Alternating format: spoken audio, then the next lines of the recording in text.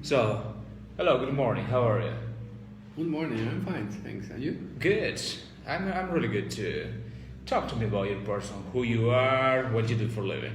Okay, my name is Jose Antonio Mongrut, but everybody calls me Tony because Tony, why Tony? because I'm an English teacher. So Jose Antonio doesn't sound too good when you're teaching English, so Tony sounds better and more commercial. More commercial. Yeah, Did anybody call you Tony, like maybe your students?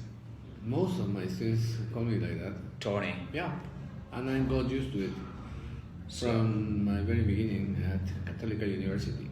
how long have you been teaching? Oops, I started in the last century.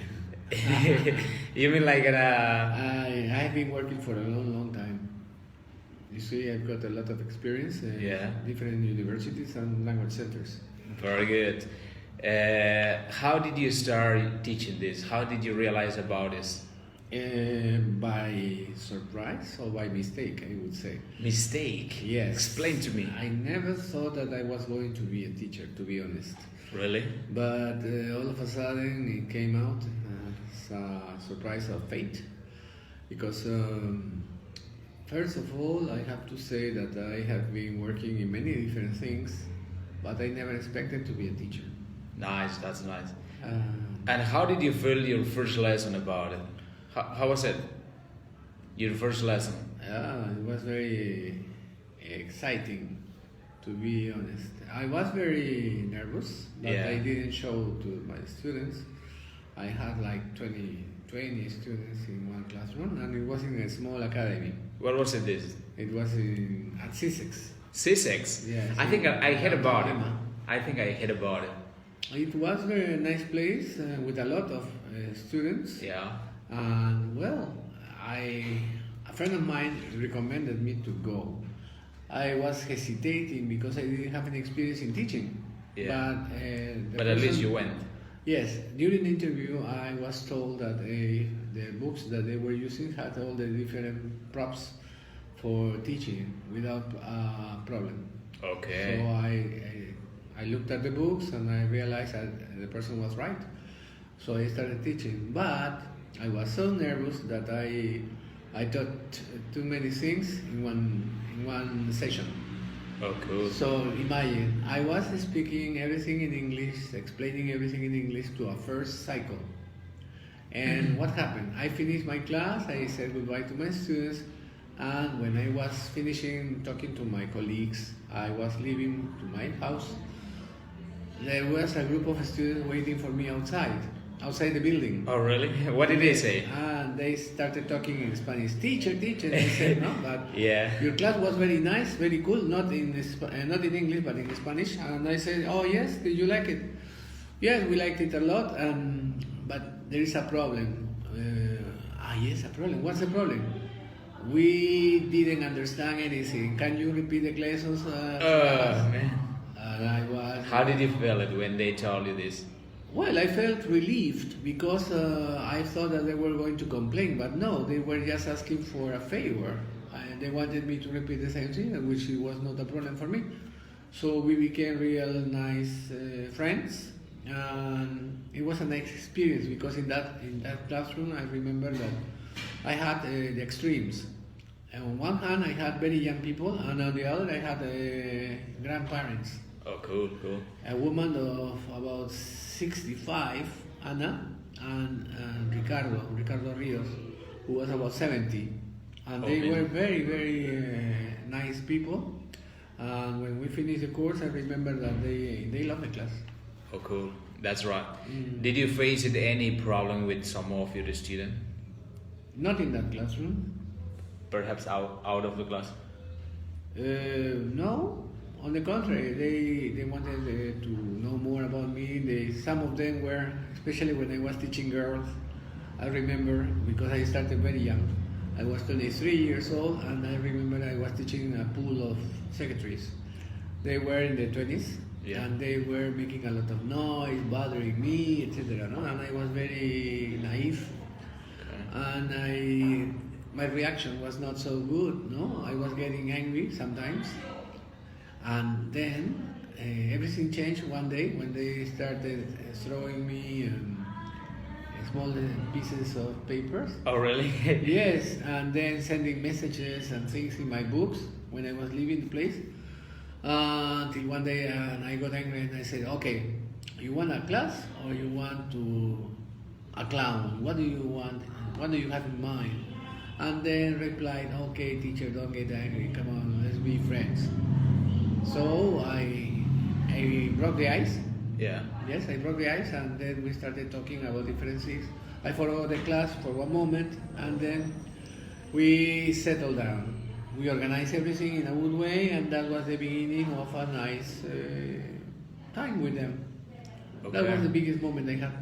Biggest problem. For example, if you want to create an atmosphere with a student, how do you create this atmosphere? Do you become, your relationship is like a teacher or student, or maybe perhaps kind of like you show your friendship?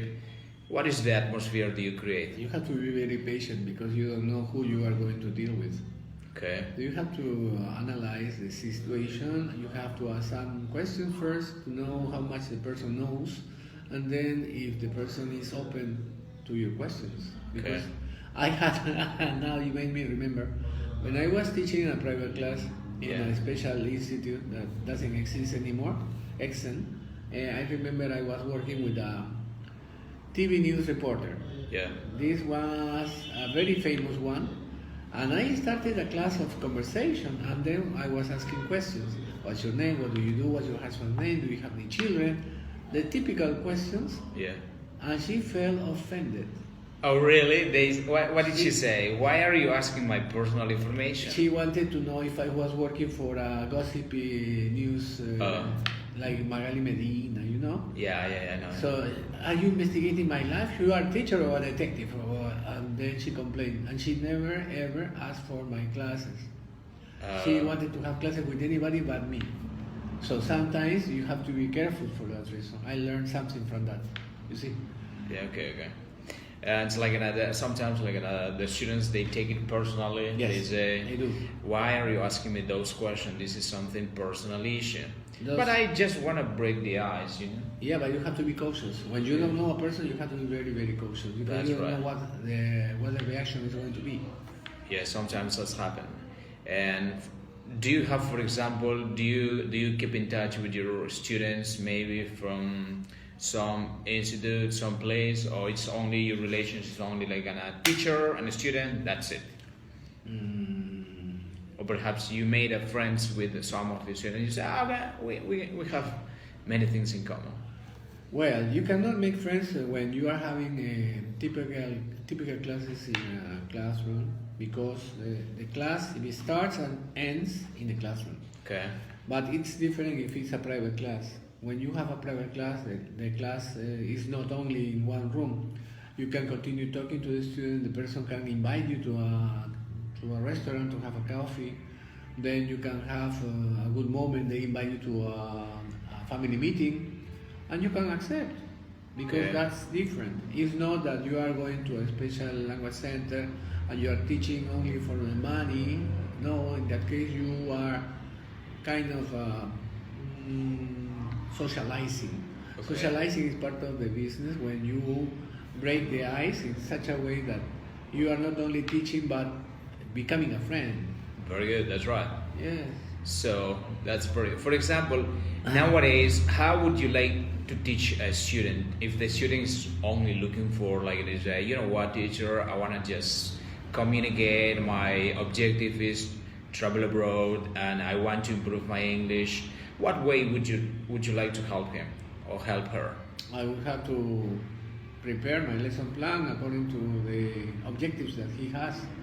That would take me about a couple of days, and then I would present my project to the student. If the student accepts the ideas or maybe gives another ideas, I will take it into consideration, right? And then the class will start. Okay. But they have a start or a starting point and an ending, right? Right, Could be a right, couple yeah. of months or no more than that. Did you have any hilarious moment in the classroom? Sure. What was it about? It could be about situations or something that the students have fun. is Yeah. when I start talking about Chollywood. Chollywood is the special show business in Peru, Right. and where you are talking about the classics. I mean, famous people from the television programs, from the Reality shows. reality shows. Yes. So I start asking questions or telling them about their lives, Yeah. and they are surprised. Oh, come on, you know a lot about them and this. And it's only that I am reading and checking Yeah. information in these cheap magazines, and I give the information in English. That's all. Do you consume this type of information? I consume. Yeah, you consume as a person, maybe like I used to, but not anymore. Huh? what happened to you? Like, why did you change it? Oh, because I don't have time. No time. No time for spending so much. Very good. Yeah. That's right. Just to wrap up this question, Sure. how would you recommend a student that he or she wants to improve English or wants to learn English quickly? What would you recommend them? To give some time during the day, but without, an objective, just to have fun. Okay. To make the student feel that English is not only a necessity but a pleasure. To change motivation in the student. It's not that he's going to study for one purpose. No. To make him understand that this is a way of living. To make them person grow in their horizons. To have a clear point of view also about what they are going to obtain. Okay. If they have the dexterity and the time to use their time. Okay. I got a last question for you. What is English for you? English is Yes. everything for me. For instance? I have got the best moments of my life in English and the worst moments too. Oh, really? Yeah. Can you talk a little bit about? It could be. It's an anecdote I have in my life. I mean, that's one reason for not drinking too much. All right. Because when I get drunk, I Yeah. start speaking English and I forget my Spanish. So, And that's a problem. That's a problem for my friends. did you spit a bean? I completely forget the Spanish Yeah. because I lose my mind and I start thinking in English. Did you spit any bean? Like, say some secrets, perhaps? No, but I start talking about everything in English. I can understand you in Spanish, but I am going to answer you in English. So that's like switch your mind. It happened to me in the real life when I was in Brazil. Right. When I was in Brazil, I was attacked by a group of tourists that wanted me to smuggle some things from Paraguay to Brazil, to Sao Yeah. Paulo. And they wanted me to help them because I was a backpacker.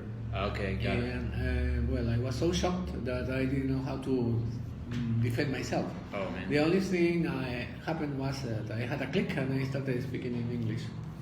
And they were complaining, no, but you're Peruvian. Yes, I'm Peruvian, but I was born in the States, I said. And Oh, really? Yeah. So nationality helped you? Yeah, no, language. The language helped me a lot, yes. But you mentioned that I was born in the States. Yeah, I had to say something because it was a surprise for me too that I couldn't explain or understand Spanish in that moment. Oh. I really You got drunk? No, I was not drunk, but it was shocked by the number of people because I was alone on a bus and suddenly the bus was crowded and all of them were talking at the same time and shouting at To me. you? And I felt attacked by a lot of people. So the only defense I had was the language. Okay, I'm sorry, but guys, Yeah. I don't understand what you're saying, but It was sorry. like a protection bar because Right. from that moment they stopped talking to me. No, it's like I said, if we are trying to maybe yell at him or trying to insult him, he's not getting what we are saying. Uh-huh. It's like it's for nothing. So just keep calm. Okay. So it was a nice conversation this time. So we're gonna be having more interviews, but talking about your experience. And also you mentioned about you did backpacking. You are traveling as a backpacker. Sure. So we're gonna be talking a little bit about your experience about it. It was nice to talk to you. Thank you very much for your Thank time. you. See you. Bye.